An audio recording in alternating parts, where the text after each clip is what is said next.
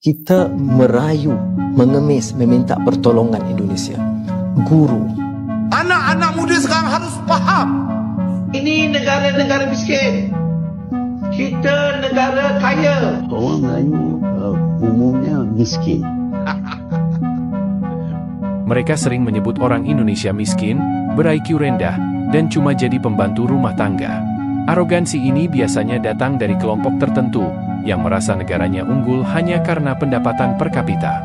Padahal, di negeri mereka sendiri, kekuatan ekonomi justru dikuasai oleh etnis lain, bukan kelompok yang merasa superior itu. Ironisnya, orang Indonesia yang mereka anggap rendah malah banyak bekerja di perusahaan etnis lain, bukan dari tipe M.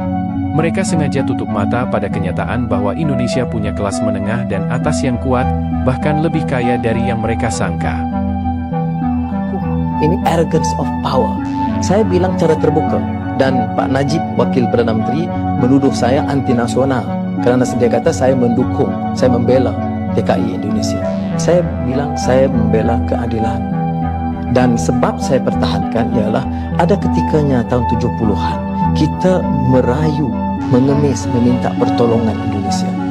Guru, dosen, guru matematik dan sains, pekerja-pekerja mahir, itu puluh. Saya tanya saja, sejak 65 tahun kita merdeka, raja-raja kita Melayu, Perdana Menteri Melayu, perlembagaan jaga Melayu, hak bumi putera pun untuk Melayu, majoriti menteri kabinet Melayu, Singapura ditendang keluar demi Melayu, majoriti penduduk orang Melayu, majoriti penduduk orang Islam, tetapi Melayu yang paling miskin, Melayu paling terkebelakang, Melayu paling mundur. Kenapa? Adakah orang Melayu memang tak boleh memerintah? Adakah orang Melayu terlalu lemah sehinggakan bumi putera pun tak mampu ubah nasib mereka? Oh, atau salah kaum minoriti, salah kaum Cina? Boleh bagi pencerahan tak? Sebab saya tak faham kenapa kita paling miskin di negara kita. Bantu saya. Kalau orang Malaysia sekarang tak faham, orang sangka itu adalah asli, orang sangka itu adalah Melayu.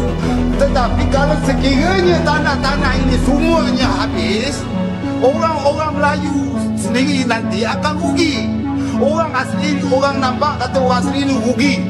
Biarlah, tak apa, dipinggirkan orang asli ini. Tetapi mereka telah meminggirkan orang Melayu sendiri. Anak-anak muda sekarang harus faham. Kalau orang Melayu sekarang ini meminggirkan orang asli, bermakna dia telah meminggirkan bangsa dia sendiri, asal dia sendiri. Benarkah warga Malaysia itu lebih kaya dari warga Indonesia? Kan di sana pembantunya aja TKI dari Indonesia. Setiap rumah hampir punya mobil. Jadi orang punya mobil itu lumrah di Malaysia. Benarkah warga Malaysia lebih kaya dari Indonesia? Yuk kita cek fakta dan data. Dari data ini, hutang rumah tangga terhadap PDB Malaysia itu adalah 68%. Sedangkan hutang rumah tangga Indonesia terhadap PDB itu hanya 16%. Dan PDB Indonesia itu 1 miliar lebih US dollar. Sedangkan Malaysia 400 juta US dollar, sekitaran segitu. Itu artinya apa? Benar warga Malaysia itu punya pembantu, benar warga Malaysia itu punya mobil. Tapi pertanyaannya, itu cash apa hasil hutang atau hasil pinjol? Gimana? Jadi lebih kayak Orang tu KL kawasan mana? Yang kat tengah-tengah bandar tu ke? Ataupun yang kat belah-belah kampung tu? Cuba fikir sekejap. Adakah kita benar-benar menikmati kehebatan Kuala Lumpur? Berapa ramai daripada kita yang boleh sewa kondo-kondo yang ada dekat sekitar KLCC tu? Tak boleh sewa kat situ. Sebab mahal. Benar tak dengar Mak Saleh kata sewa kat tengah-tengah KL ni mahal? Ataupun kehidupan di Kuala Lumpur ni mahal? Kalau tak benar, itu bermaksud yang KL hanya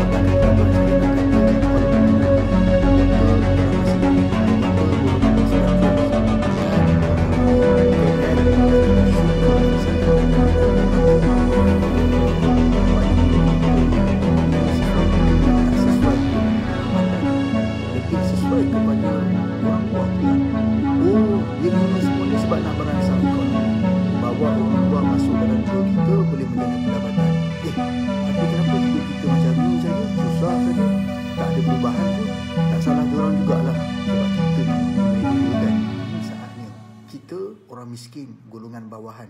Kita ubah sendiri negara ini. Dekat sinilah kita kena ambil contoh apa yang berlaku di Palestin supaya tidak berlaku di negara kita.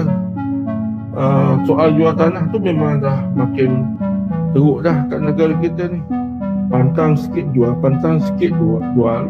Dan memang keadaan ekonomi negara ni membuatkan umat Islam terutamanya, dan memang majoritinya di bawah paras miskin adalah orang Melayu, yang mana ada tanah tu akan jual.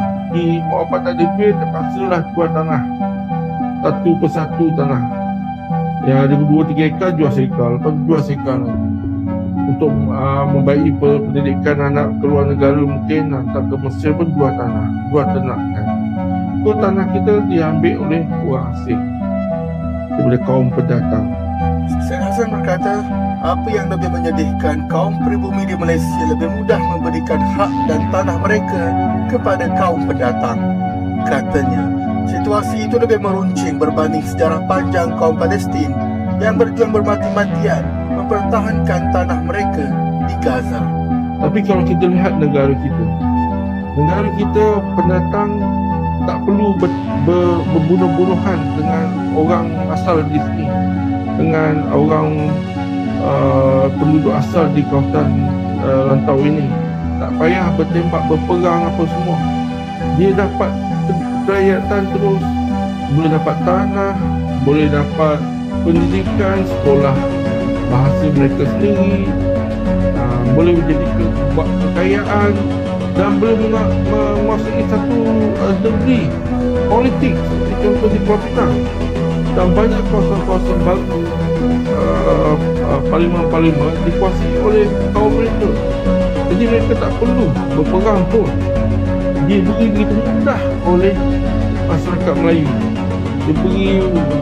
diberi pula oleh laluan oleh pemimpin-pemimpin Melayu untuk berkuasa. Untungnya, tapi puak-puak ni makin lama makin kurang ajar. Lain, maka tanah Melayu tak jadi tanah Melayu lagi.